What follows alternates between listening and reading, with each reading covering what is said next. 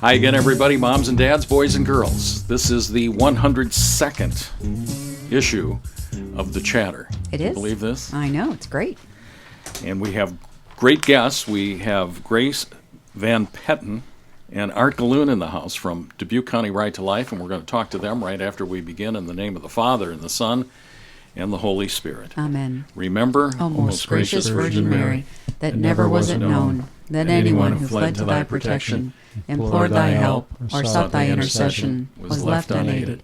Inspired by this confidence, I fly unto thee, O Virgin of Virgins, my Mother. To thee I come, before thee I stand, sinful and sorrowful. O Mother of the Word incarnate, despise not my petitions, but in thy mercy hear and answer me. Amen. In the name of the Father, and the Son, and the Holy Spirit, amen. Got to thank our sponsor, HotWorks, over on Holiday Drive. Holiday with two L's. Two L's. Because that's how you got to say it. And invite everybody over. Oh, would you, my Colleen? Goodness. Yes, everybody needs to come see Dr. Rager Rendy on Thursday, November 2nd, down at the Grand River Center. And he's a funny guy. The topic is laughter, the sanity of the family, and boy, if we couldn't use some laughter these days, This guy's good. He is good. He is good. So they can go online to get some tickets. So that is KCRD-FM.org. Yes, tickets are on sale now. And so bring a friend.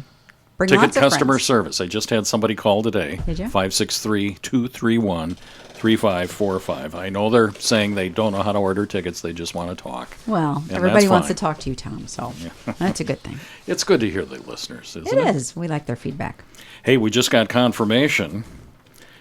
We have an audio feed from the installation mass for Archbishop Thomas Zinkula, Really? which is coming up this next Wednesday, October 18th, 2 o'clock.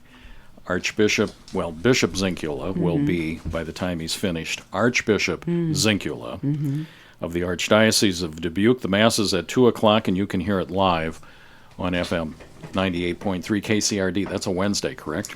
It is. I was just looking to see. I think it's the Feast of St. Luke, the Evangelist. Where's our That's pretty good. feast day? There's my calendar. The feast day. Yeah. Well, that would be appropriate. Right? An evangelist. An evangelist.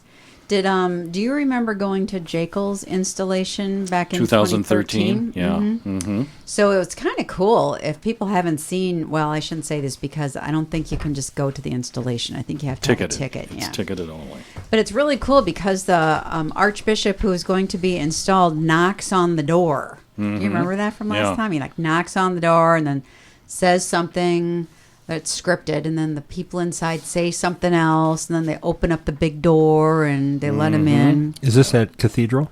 No, it's at Nativity. This will be at Nativity, Yeah. which is the largest the largest church in the Archdiocese. Did you know that? I didn't. Yeah. Yep. So for seating, and I think for parking too. And then, Cathedral's got all that work going on down there, so I think it took up a little space. So it's We should gonna get be somebody at up here to Nativity. talk about that renovation. That's a what is beautiful going on down there? Everything. Well, let's have Father Quentin talk about what Shall he's we? doing down at the cathedral. Let's do that. Yeah. Anyway. So lots going on. So we but get- Huh? lots going on. But But? October is Pro-Life Month. Sure it is. Everybody knows that. Month of the Rosary, Pro-Life Month. Yep. We got Dubuque County Right to Life here. Art Gilloon's here. We bumped him to segment 2 because we have a much bigger guest in the house. I agree. Grace Van Patten. Where did you find Grace at, Art? I didn't find Grace. Somebody younger than me found Grace because Everybody's younger than you. Young people have to get together, and I just watch, how they do things right in the pro-life movement. I put Art at the other end of the table purposely for that. Grace, say hello to everyone. Hello, I'm so excited to be here. Well, we're glad to have you. Yes, Thank we you. are. Who are you really? What were you before? What did you do and what did you think? So I'll kind of share how I was found by Dubuque County Right to Life. So I actually went on the March for Life last year just through the Loras connections that Dubuque County Right to Life has. And on that trip, I was talking to Augustin, our executive director, and just kind of sharing with him my story of how I actually used to be pro-choice in high school. I believed in a lot of the things that Planned Parenthood pushes onto young people, so I believed that this is a women's rights issue. I need to defend these rights. all those types of things. And then in college, I actually met some friends who were pro-life, and we had an open dialogue discussion about everything, and they kind of shared with me their side, and I shared with them mine, and I realized a lot of the facts that they're sharing and that I'm sharing are not the same. They're very different. So after that conversation, I went home and I just started Googling everything and researching everything I could, and I watched the Unplanned movie, and I was convinced after that, and I became pro-life. Very passionate about it because I do believe that many women believe in all of these lies, and that's very scary. So he wanted me to come speak at the Life Dinner about that, so I did. And then after that, I was offered an internship for Dubuque County Right to Life. I just did that this summer. It was amazing. And then now I'm an outreach associate. So, Grace, tell them where you are in your educational journey. yes, so I'm a senior at Loras College. I'm studying social work and politics. What a combination. Holy cats. Yep. So where's home? Home is Glen Ellen, Illinois, so 3 hours away. I know that. Chicago southwest suburb, something like that? Yep, Yeah? western suburb. Yeah? Wow. How'd you learn about Loras College? So I actually had a few people in my family go there. None in my immediate family. There were some of my dad's cousins, and my mom was convinced that I should go to Loras College. Originally, I wanted to go to CU Boulder in Colorado. I wanted to go to Alabama. I thought I was going to be a big party school type person, and my mom said, no, go check out Loras.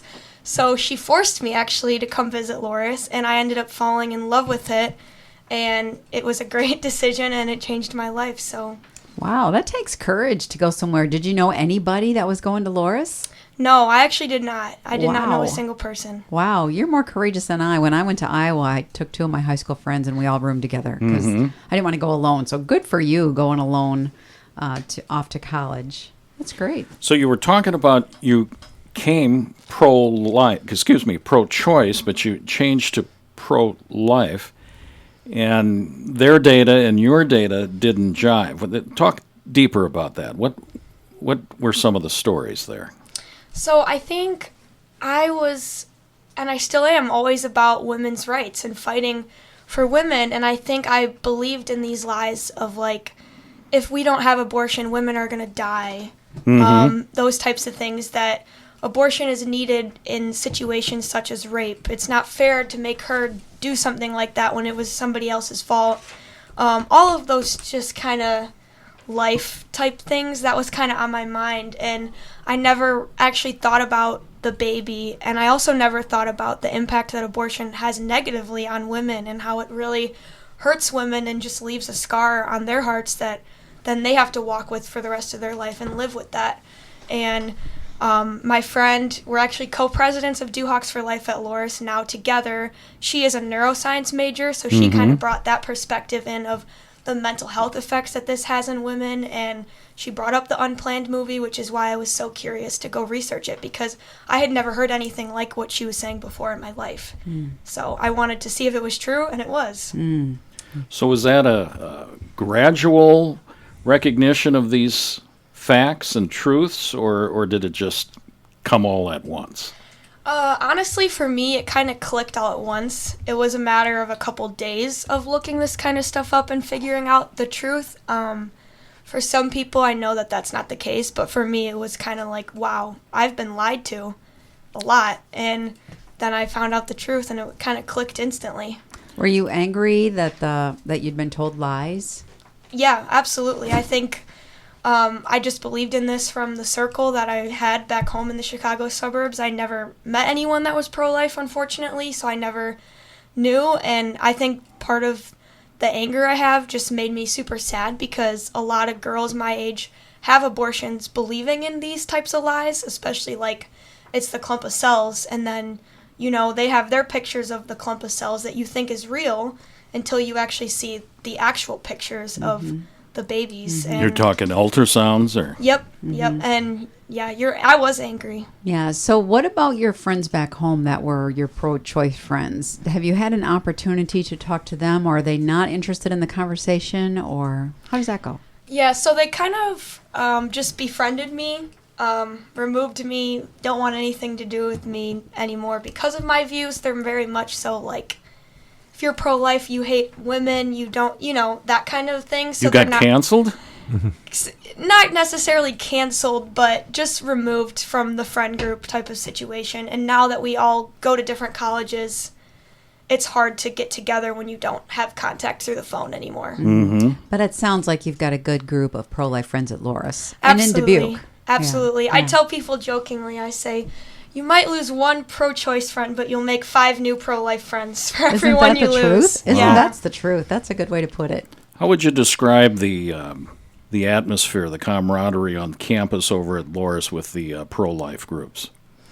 Yeah, I actually think it's more peaceful compared to other colleges. It's definitely a heated subject on campus, which I think it is on every campus. And I think that I've received some negative, hate for being very outwardly pro-life, but then I've also received a lot of support, like I said. And then I also have friends at Loras who are pro-choice, and we are still friends. So it's not as toxically heated as I've heard some other campuses are. Fascinating. Fascinating.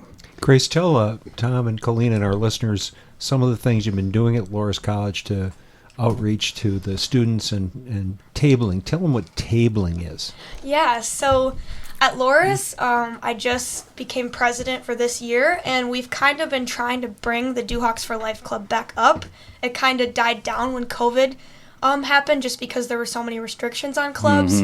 And we do tabling once or twice every semester, which is basically we have a table set up. We usually set it up right outside the caf because that's where the most traffic is of people coming in and out.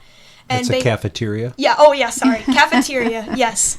Our cafeteria. And we do different things. We've done tabling with Dubuque County Right to Life and with Students for Life. And basically we just stand out there with information for people about what it means to be pro-life and factual information, or we do a dialogue table, which is where we have a sign that says, should abortion remain legal?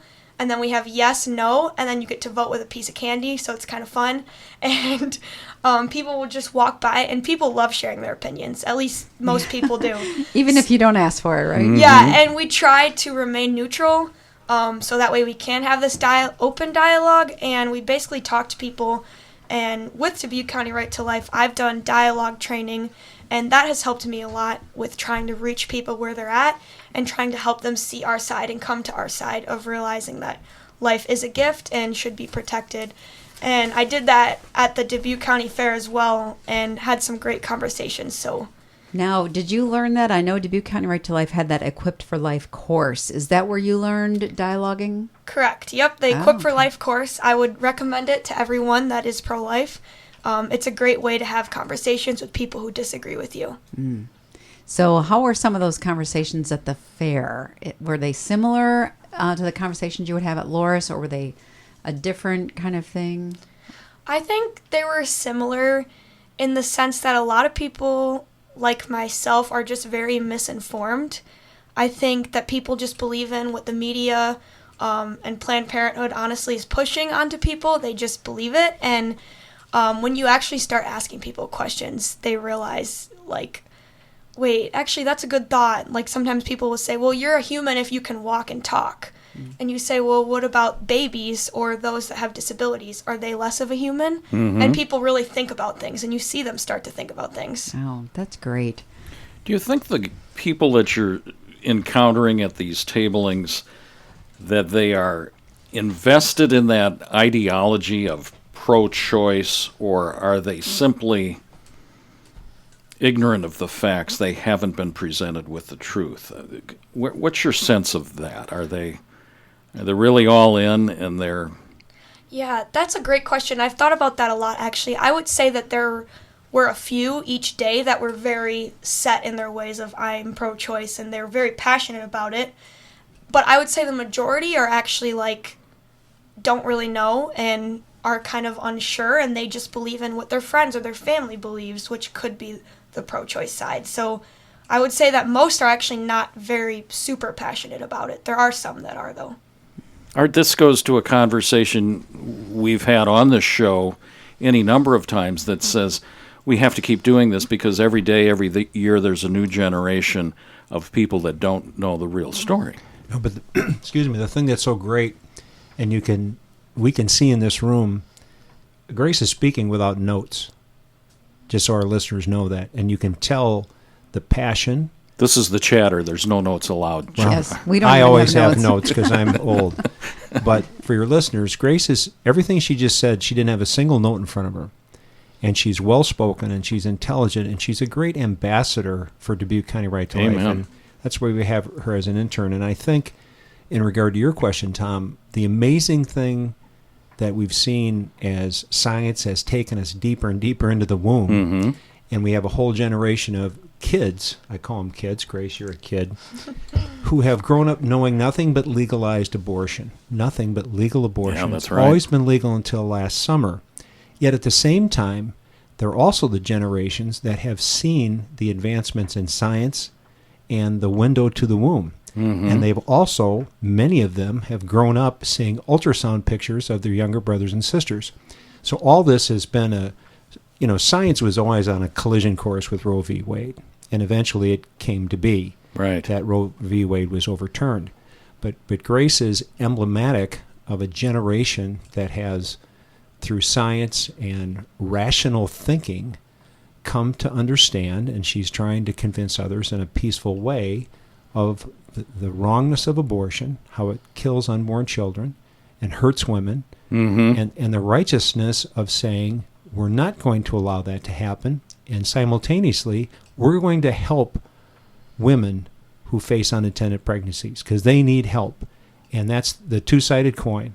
Stop abortion, just like slavery. We're anti-abortion, if you will, abolitionists. Sure we are. When we look back in history, the people we consider heroes were the abolitionists in the anti-slavery movement. Correct. Well, someday, I hope, and I don't know if I'll be alive for this, historians will look back at this period of our history and think, how could we have done this for decades, killed preborn people? And how could we have done this as a society and as a people and not come to the aid of women who need our help and to remove the choices that drive them toward abortion?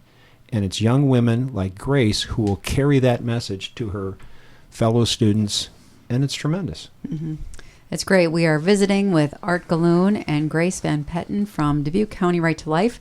October is Pro-Life Month, and so we thought we'd have them in to talk a little bit about pro-life things going on. We learned a little bit about Grace in this segment, and the next segment I think we'll hear about what's going on with Dubuque County Right to Life, what events they have, and then also what's happening at the legislative state level, maybe even the federal level. So Indeed. We'll look at that. We'll be right back after these announcements on FM 98.3 KCRD.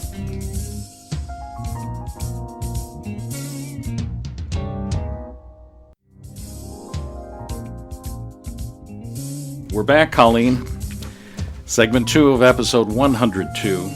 We've got Art Gilloon in the house and Grace Van Patten. Art, we're going to talk about some things over at Dubuque County Right to Life, and you're retired now. And Well, sort of. yeah, We closed our office, but I kept my license. I'm reminded of the story of the attorney who died and went to heaven.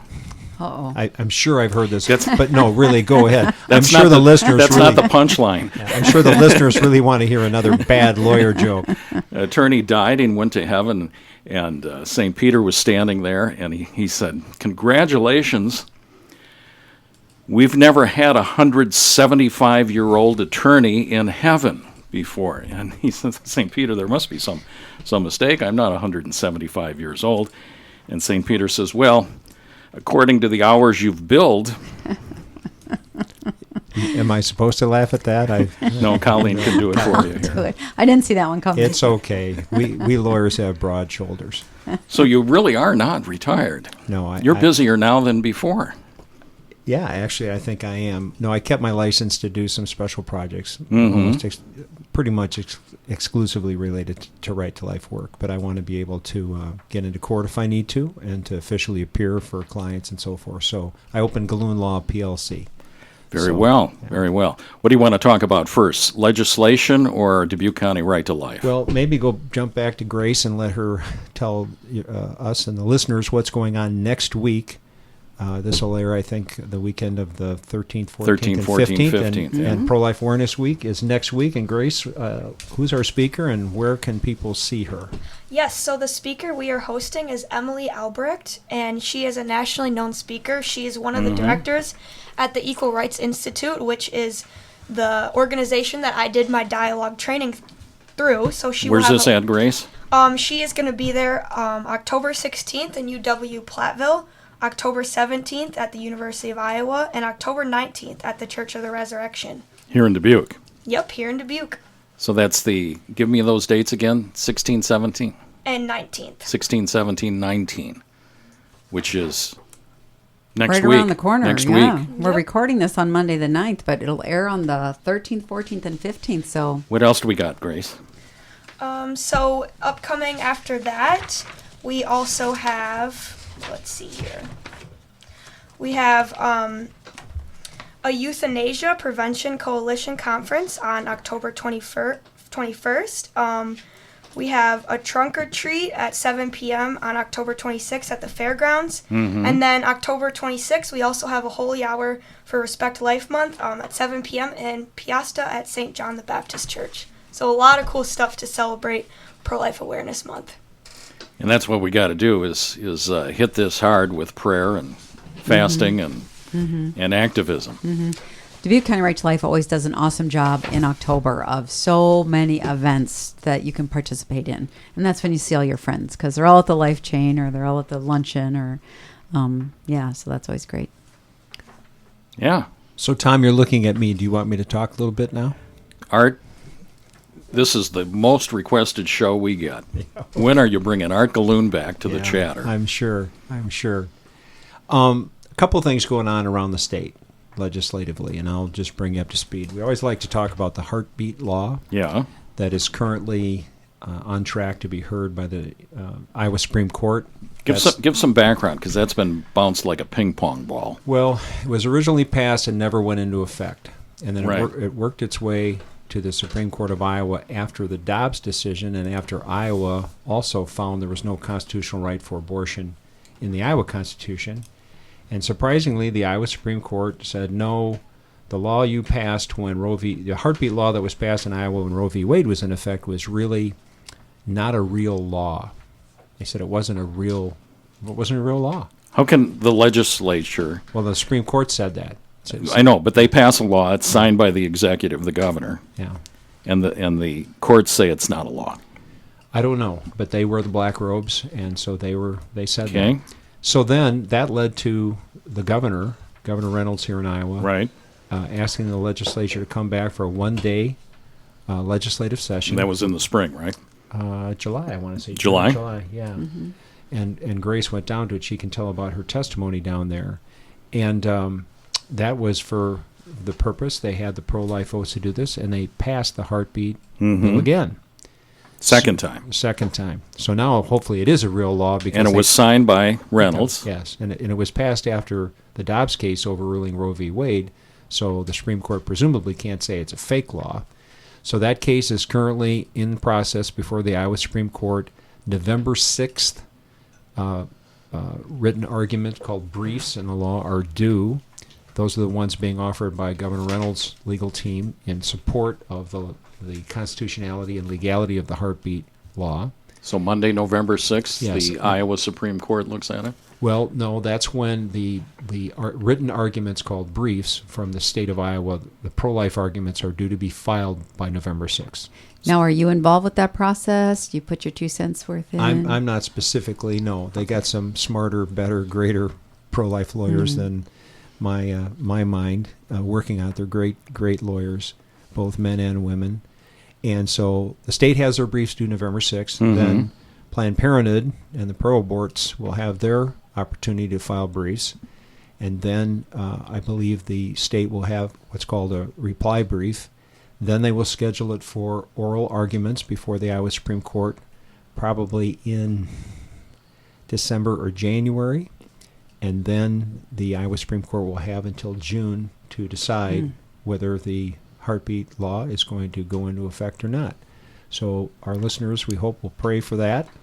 And Just rule of thumb, the heartbeat law, is that something like 14, 15 days? Something. What is the it's generally intention here? Well, it's generally recognized that it could be as early as 6 weeks. That the pro-aborts they don't want to call it a heartbeat, although everybody on the street calls it a heartbeat. Mm-hmm. They call it the detection of cardiac activity.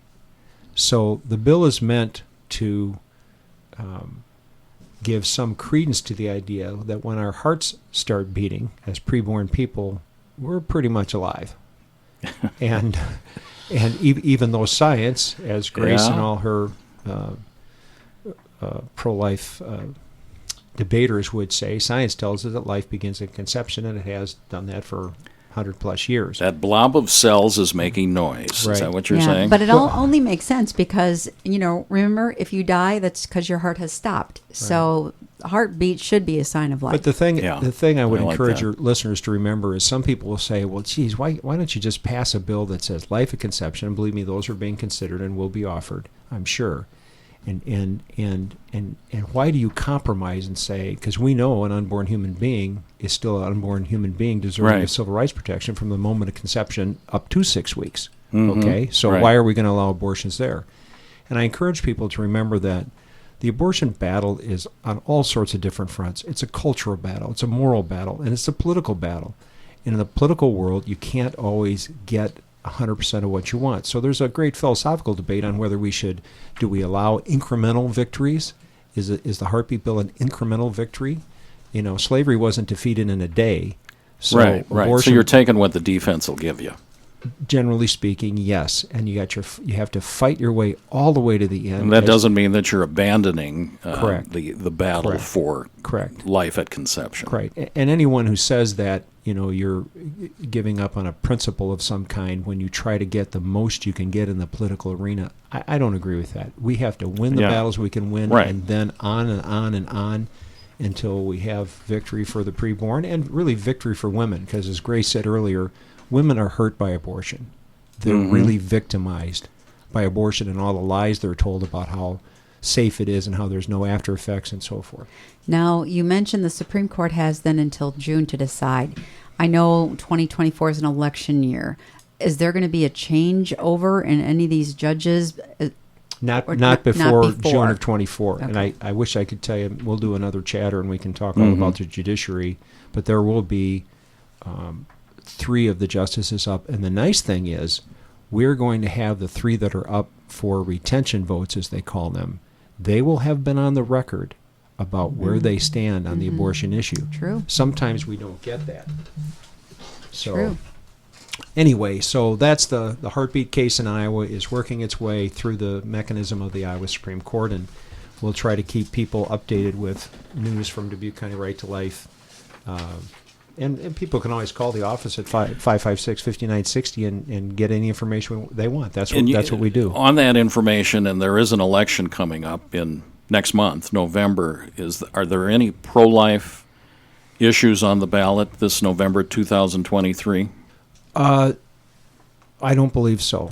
In Iowa, there aren't any. We don't have, like some other states have, actually constitutional amendment issues that are very serious. Ohio, I know, has it, and others. Yeah. And although I would say in races that traditionally are considered to be non-political and don't touch on the life issues, as we've seen recently with the City Council's consideration of Mary's Inn and Mary's Inn moving into a new neighborhood, and the Dubuque City Council's overwhelming endorsement of support for Mary's Inn and what they do and rezoning and things, you can see that will touch on it, and so it's worthwhile to see where candidates stand on the abortion issue, because you never know when that issue or something related to the life issues, such as Mary's Inn wanting to move to a different neighborhood, will come before the council. So, what else is on the legislative horizon? Well, we've talked a lot about the MOMS bill in Iowa, more options for maternal support, and that bill was passed a couple of sessions ago, and then the last session they voted another $500,000 to support it. So the MOMS bill, think of it this way, the MOMS bill bucket of money is $1 million. That's it? Well, right. That's paltry. That's sum. it? I don't get me started, Tom. But the interesting thing is, not a dime of it has gone anywhere because they had to do. The state isn't going to run and administer the mom's. They're looking mom's for funds. a yes, third-party administrator. They put out a RFP, a request for proposals, and the deadline was extended, and it was October 6th. And they're supposed to announce a winner by November 11th, and they're supposed to be operational by December 13th. Now, I do know that the organization that runs the MOMS program in Texas, where remember Texas authorized $120 million of support for moms. And for listeners who aren't familiar with this, we're talking about everything from car seats to rent to educational support, Gasoline. job support, everything. And it's the double-sided coin we talked about before.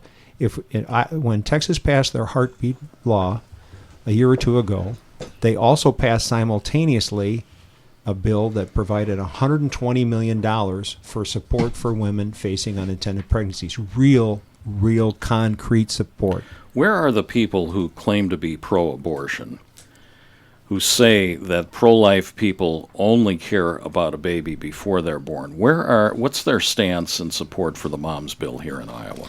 Well, oddly enough, most of the Democrats in the Iowa legislature and the Democrat Party, their platform in Iowa is pro-abortion. They voted against the MOMS bill. So this makes no sense. Don't get me started. This makes no sense, Art, because Colleen, we've talked about this, even with the maternity home. They want to label pro-life and people at organizations like Dubuque County Right to Life, but not exclusively, that you only care about the baby before it's born.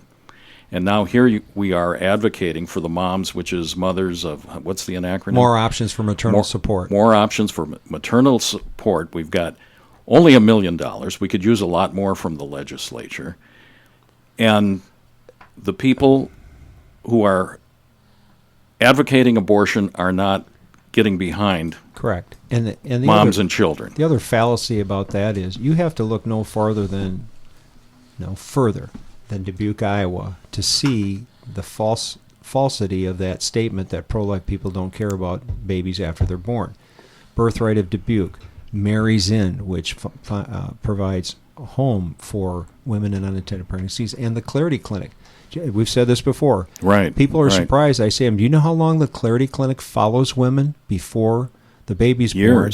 And then after the baby's born? 6 years. Think about that. You know, we go down to Emma Goldman Abortion Clinic every Thursday pretty much. There's a group from Dubuque that goes down and tries to support the great people at Johnson County Right to Life and other area pro-life people. And when we go down there, we'll say to people, the last thing Emma Goldman will do for you is help you kill your baby. They are not going to help you if you have complications from the abortion. They are not going to help you with the things that are driving you here. Lack of rent, lack of funds, educational concerns, anything.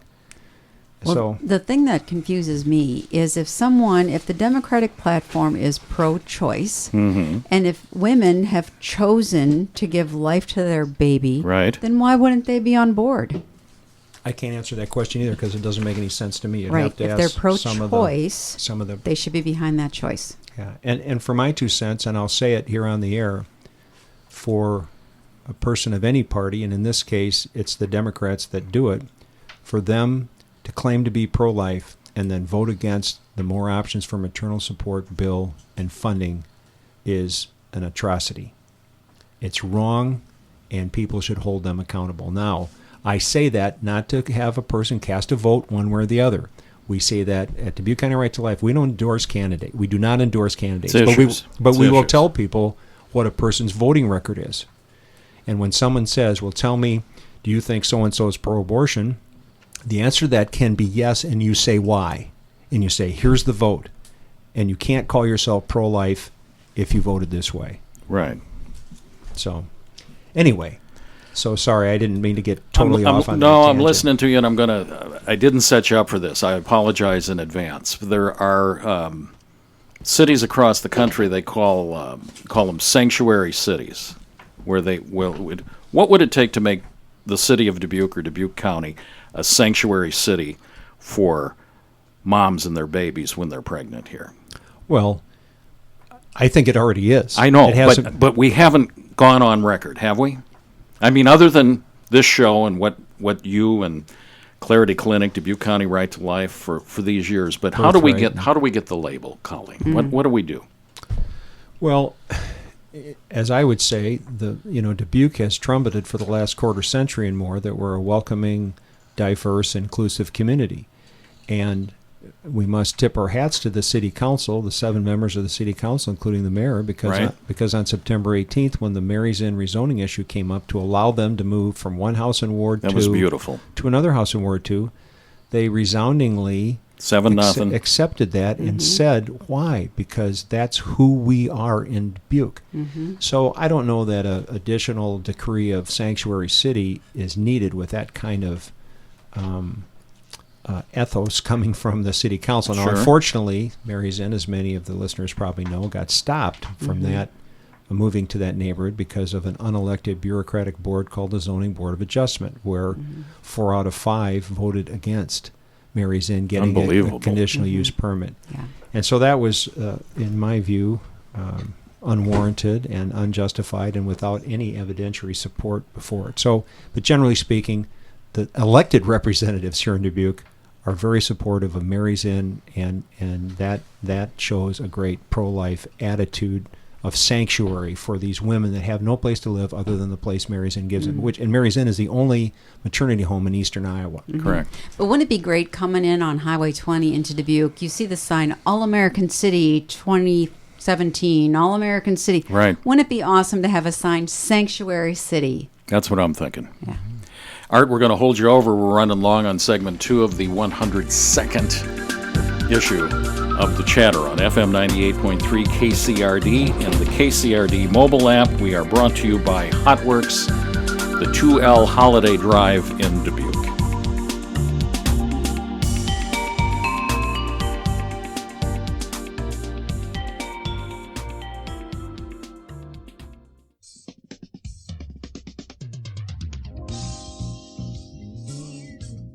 We're back. You're listening to The Chatter on FM 98.3 KCRD. Colleen, we've got a great lineup today. Art Gilloon's in the house and Grace Van Patten, and we're going to talk more to them after you invite everybody. I hope I see every listener there down at the Grand River Center this Thursday, November 2nd, to listen to Dr. Ray Garendi. It is always a delight to get together with like-minded people and have an adult beverage and a nice meal, and to have a good speaker. And if you need a ride and you need some friends, give us a call at 563-231-3545. That's right, and tickets are available at kcrd-fm.org. Bring a whole carload. Get a table. It's always more fun when you're at a table with all your friends. Don't forget to tune in this Wednesday afternoon at 2 o'clock. 2 o'clock, Wednesday, October 18th at 2 o'clock. Archbishop-elect Zinkula, a local boy. Yeah. I can't. A local excellency. Yeah. Yeah, I guess you can't say boy, can you? Well, I guess we can. We're successor to the apostle and all. So we're the same age, don't you know? Are you? Yeah. Oh. What a great guy. I guess he was quite the athlete. Yes, he is. Someone was saying he's even in the Hall of Fame and down at Cornell College in Mount Vernon. Could be. For football. Could and be. He does not look like a football player. He looks like a track player. Yeah, a track he looks star. like, just say, yes, Archbishop. 2 o'clock Wednesday, October 18th. Grace Van Patten's in the house from Glen Ellen, Illinois. She's a 4-year Duhawk on a road to a 5-year Duhawk. And you're working over with Augustine and Laura and the whole crew over at Dubuque County Right to Life. What is a day in the life like for you over at the office? Yes, so one thing I love about my job at Dubuque County Right to Life is every day actually looks very different. I could be in the office doing a lot of office tasks for Augustine, helping him out. I could be engaging with our donors and writing donor letters, or I could be out in the community doing outreach, or doing something bigger. Like this summer I got to testify at the Heartbeat Bill decision. So it kind of depends on what the climate's like and what I need to do. So I get to do a lot of really fun and influential things in the community. Wait a minute here. You're an intern, and you're writing donor letters, going to the legislative outbreak, teaching classes, helping Augustine. What gives here, You know, Colleen? I was there in June at the state capitol, and Grace and Augustine both spoke. I was so proud that they were affiliated with Dubuque County Right to Life. They did an outstanding job. Thank you. Did a great job. So what happens? Are you coming back for a 5th year to Duhawk Hill? Yes, so I'm coming back for a 5th year because COVID kind of took away my freshman year, so I'm going to come Wow. back to do more work, keep working for Dubuque County Right to Life, and stay in Dubuque for 1 more year, and then after that, we'll see where life takes me. What are you thinking? I'm thinking about applying to be either a focused missionary or going to grad school to get my master's in social work. Wow. Wow. Art, did you pick this woman? I had nothing to do with it. That's why it's been such a great success. Wow. Well, keep up the good work. I just, as a board member, we just approved whatever Augustine wanted here in regard to Grace, and you can see why, because she's intelligent and passionate and well-spoken and a great ambassador for Absolutely. Dubuque County Right to Life, and for Loras College, too. Yeah, it just gives us so much hope when we see young people because, you know, Art, we've been in the fight for a while. And you kind of look back sometimes and you go, is anyone behind us? Is there any hope going on for the future? And There's a lot of hope. people Well, like that's Grace the and Augustine. Latin root here. You and I were talking about Latin, and both of us should have paid more attention when we took Latin. But the root word tradition comes from the Latin word to hand on, and who do we hand on? The pro-life tradition here in Dubuque and at Dubuque County Right to Life, but to the next generation. And whatever you didn't do to get Grace in here, keep not doing that. Yeah.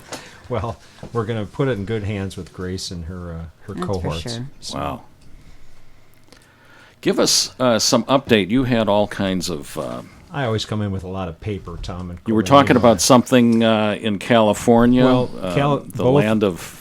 East and West. I'm going to give you something from the East, then I'm going to give you something from the West, then I'm going to give you something from the Midwest.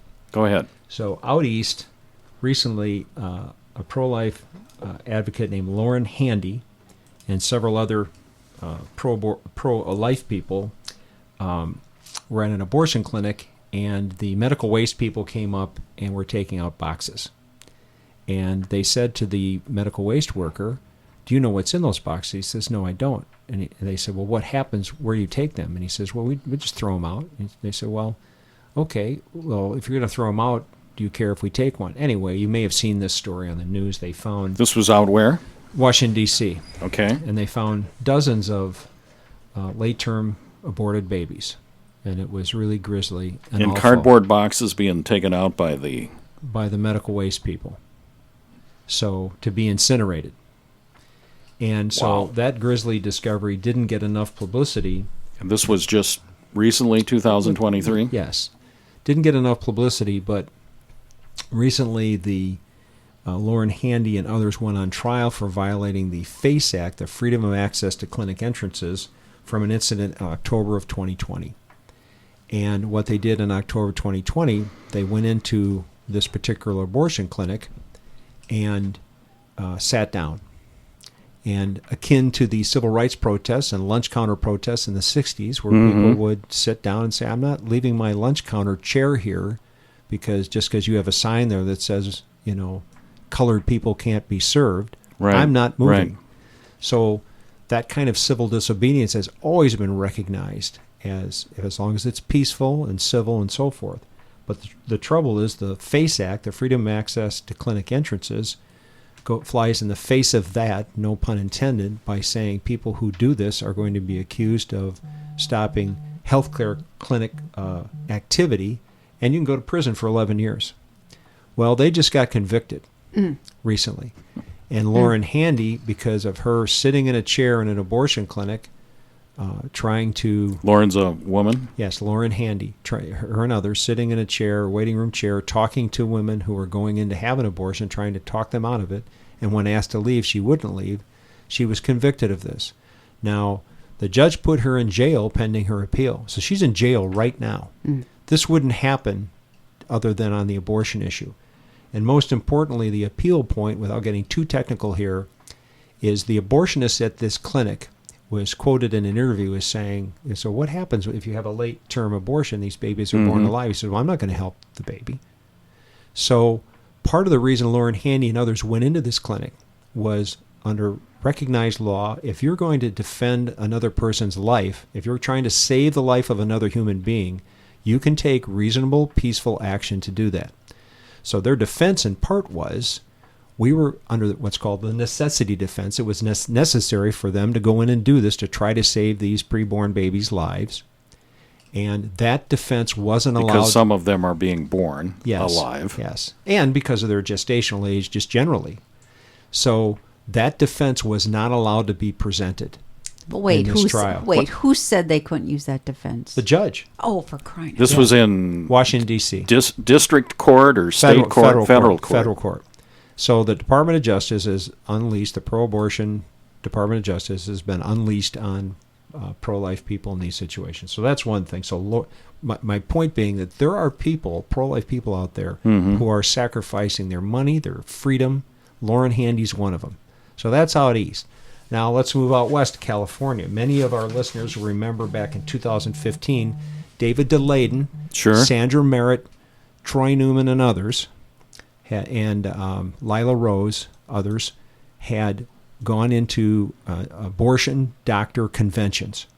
They also they posed as journalists or as company representatives from companies to get them talking about how much it costs to purchase dead baby parts. And people will remember that. So who's doing the purchasing and from whom are they purchasing? Well, there's companies out there that purchase, and they're purchasing from the abortion clinics. Okay. And the key thing is they had abortionists talking about how they did the abortion in a certain way to preserve organs of these preborn babies to get a higher price. In fact, there was one abortionist that said something about, I'd like to get my Lamborghini here, and so I know how to do this. I know how to perform an abortion to get a better intact liver, a better intact heart, a better intact kidney. It's very, very grisly stuff. So they are essentially doing organ harvesting on a made-to-order or a mail order, a pay-for-order basis. Right. So universities and other clinics want these to study them. Now let me tell you the rest of the story. So this was a huge splash in the media back in 2015. Congress at the time did their own hearings and sent referral letters to the Department of Justice to prosecute these people for selling aborted baby fetal parts. That never happened. That the prosecutions never occurred against the abortionists who were doing this illegal activity. What did happen, though, was Planned Parenthood sued David DeLayden and other pro-life people, Sandra Merritt, in California court under what's called the RICO Act. You may have heard of it. It's the Racketeering and Corrupt Influence Organization Act. Right. And it's sort of a quasi-criminal act prosecution, but it's for money. And so they accuse them of trespass, fraud, and all these other things. For doing investigative journalism. Basically undercover journalistic work. If David DeLayden and Sandra Merritt and these others had been out there as representatives of the New York Times or the Washington Post or any major newspaper, this would never have happened. They, however, in their trial, did not get to put on the First Amendment defense, did not get to say, we're doing undercover work here. And so the case is now on appeal, but the judge recently imposed fines. Sandra Merritt, I think, was fined $16 million. The others similar. So like Lauren Handy out east, who so is that a statutory? Let me just finish, Tom. So Laura Handy out east, sacrificing her freedom. Right. The others out in California, sacrificing their money. They'll never be able to. You can't discharge this debt in bankruptcy. They will never be able to own personal property because it can be taken away from them. So they've basically paupered themselves for the pro-life movement. So is that a statutory finding, $16 million? That's the judge has to find what Planned Parenthood supposedly was damaged by this activity. Well, these are damages, too. Yeah, money damages to Planned Parenthood. These people are on the hook now to pay Planned Parenthood $16 million. I think part of that might include attorney's fees, too, because this case went on for years. The Thomas More Society, God bless them, were the lawyers out there defending these folks. But it's going to go up on appeal. So what damages did Planned Parenthood incur? I can't even... No real damages. They say damages to reputation, damages to invasion. Their reputation can't be damaged. Well, beyond trespass. They say they were trespassing at the abortionist conventions they went to and things like that. So it's all this amorphous damages. But anyway, So the interesting thing right now, legally, here's where it stands. The Ninth Circuit Court of Appeals, which has California, Oregon, and most of the western states, recently made a decision in an Oregon case where some animal rights activists went in to an animal farm and undercover got evidence of animal cruelty. In the case, when that case got to the Ninth Circuit within the last year or so, they said that activity was constitutionally protected by the First Amendment. So now the lawyers for Sandra Merritt and these other people are arguing and trying to pursue that appeal to say you can't say that the animal activists have a constitutional right to go undercover and expose all this for animal cruelty and then say that the pro-life activists can't do the same thing.